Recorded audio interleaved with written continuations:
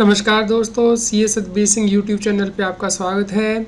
दोस्तों, कंपनीज और partnership firm के लिए बहुत बड़ा बदलाव इनकम टैक्स में किया गया है और नया नोटिफिकेशन जारी कर दिया गया है। दोस्तों, क्या बदलाव किया गया है, किस डेट से किया गया है और इस बदलाव का क्या इम्पैक्ट आएगा, इसके बारे में हम इस वीडियो में डिटेल में डिस्कशन करेंगे। दोस्तों, यदि अभी तक आपने सी ए सतबीर सिंह चैनल सब्सक्राइब नहीं किया है तो जल्दी से सब्सक्राइब कर लीजिए, नोटिफिकेशन बेल भी प्रेस कर दीजिए ताकि आपको इनकम टैक्स के रेगुलर अपडेट्स मिलते रहें।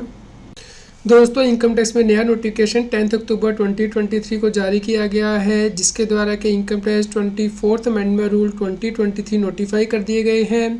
दोस्तों, रूल 114B में जो सेकंड प्रोविजन दी गई थी वहाँ पे अमेंडमेंट की गई है।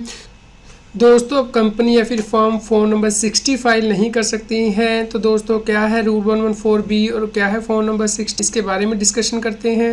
दोस्तों, रूल 114B डील करता है इनकम टैक्स में पैन नंबर की रिक्वायरमेंट से, यानी कि कौन सी ऐसी ट्रांजेक्शन्स हैं जिनके लिए कि आपको पैन नंबर देना ज़रूरी होता है और सभी डॉक्यूमेंट में पैन नंबर मेंशन करना ज़रूरी है। दोस्तों, इस अपडेटेड रूल का लिंक इस न्यूज़ की वीडियो डिस्क्रिप्शन में दिया गया है। दोस्तों, रूल 114B में बहुत सी ट्रांजेक्शन दी गई है जिनके लिए कि आपको पैन नंबर जो है कोड करना ज़रूरी होता है। दोस्तों, यहाँ पे नीचे सेकंड प्रोविज़न दी गई थी जो कि पहले ये कहती थी कि कोई भी व्यक्ति जो कि इन ट्रांजेक्शन में एंटर करता है, जो कि यहाँ पे मेंशन की गई है, लेकिन उसके पास पैन नंबर नहीं है तो फ़ोन नंबर 60 दे सकता था। लेकिन दोस्तों, यहाँ पे वर्डिंग इंसर्ट कर दी गई है, नॉट बीइंग अ कंपनी और फर्म। इस प्रकार अब कंपनी या फिर जो पार्टनरशिप फर्म है फ़ोन नंबर 60 नहीं दे सकती है। यदि वो इन ट्रांजेक्शन में एंटर करती है उसके लिए पैन नंबर होना ज़रूरी है। दोस्तों, पहले जो फ़ॉर्म नंबर 60 जारी किया गया था उसमें ये बताया गया था कि ये फॉर्म जो है कंपनी और फॉर्म फाइल नहीं कर सकती हैं, लेकिन इसमें जो सेकंड प्रोविज़न दी गई थी रूल 114B में, उसमें मेंशन नहीं किया गया था कि फॉर्म कंपनी और फॉर्म फाइल नहीं कर सकती हैं। अब गवर्नमेंट के द्वारा अमेंडमेंट कर दी गई है रूल में, इस प्रकार कंपनी और फॉर्म 60 फाइल नहीं कर सकती हैं।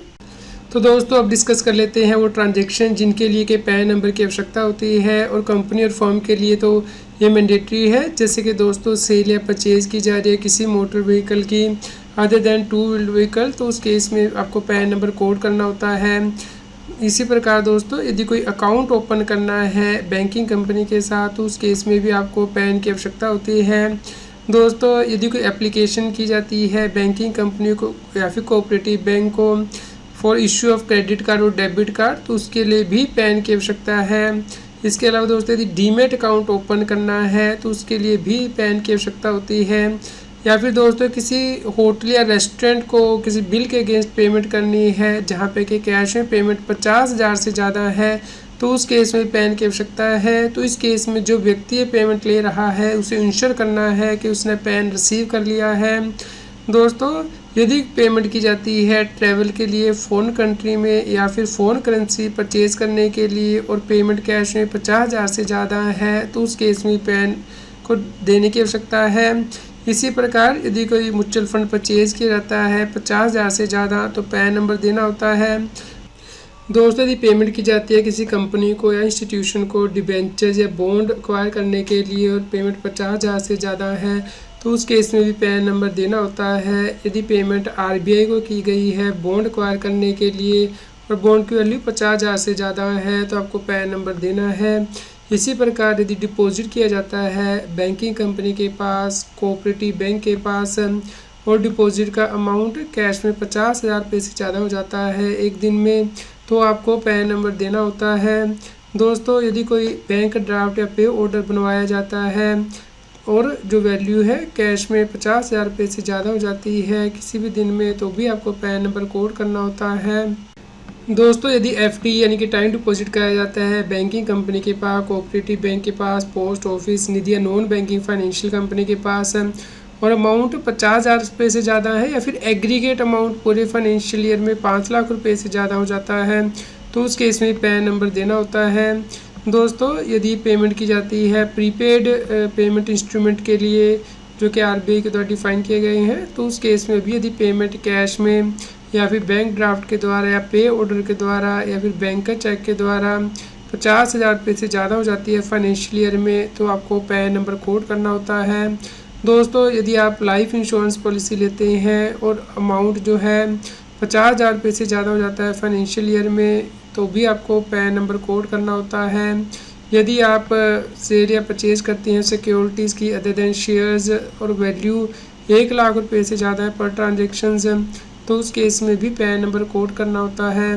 दोस्तों यदि आप सेल करते हैं या परचेज करते हैं शेयर्स किसी कंपनी के जो कि लिस्टेड नहीं है रिकॉग्नाइज्ड स्टॉक एक्सचेंज में और अमाउंट 1 लाख रुपए से ज़्यादा है पर ट्रांजेक्शन, तो आपको पैन नंबर कोड करना होता है। दोस्तों यदि आप इमूवेबल प्रॉपर्टी सेल या परचेज करते हैं और वैल्यू 10 लाख रुपए से ज़्यादा है या फिर जो स्टैम्प वैल्यूएशन अथॉरिटी के द्वारा वैल्यू डिटरमिन की गई है वो 10 लाख से ज़्यादा है, तो उस केस में भी आपको पैन नंबर कोड करना होता है। या फिर दोस्तों यदि आप कोई भी गुड्स या सर्विस लेते हैं जहाँ पे कि वैल्यू 2 लाख रुपए से ज़्यादा है पर ट्रांजेक्शन, तो उस केस में भी आपको पैन नंबर कोड करना होता है।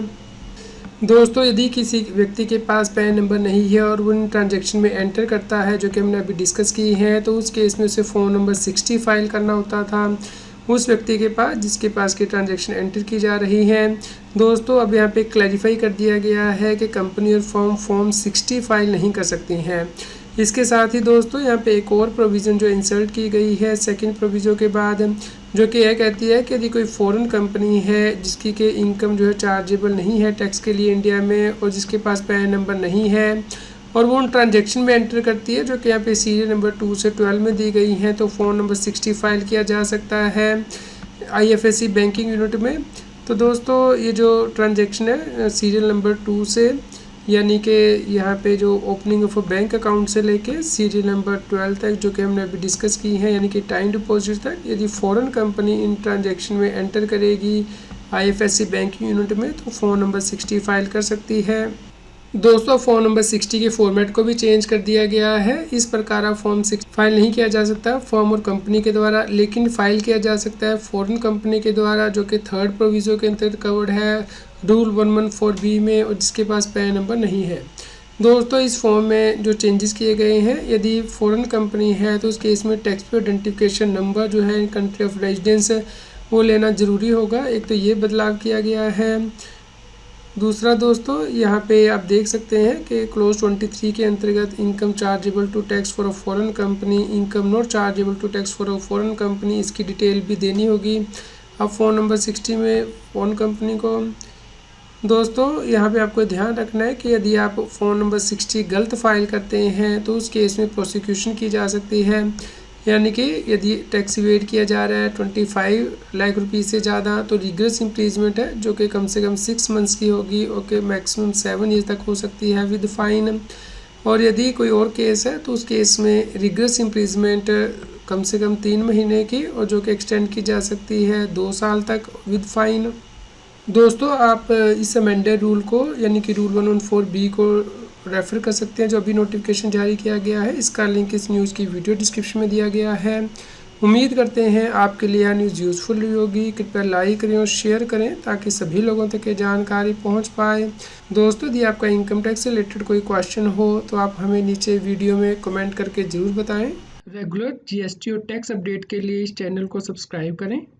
फ्रेंड्स आप TDS, इनकम टैक्स, GST और अकाउंटिंग सॉफ्टवेयर ऑडिट ट्रेल के साथ कंप्लायंस आसानी से कर सकते हैं। इन सॉफ्टवेयर के डेमो देखने के लिए आप हमें मोबाइल नंबर के साथ ईमेल कर दीजिए taxil@gmail.com पर।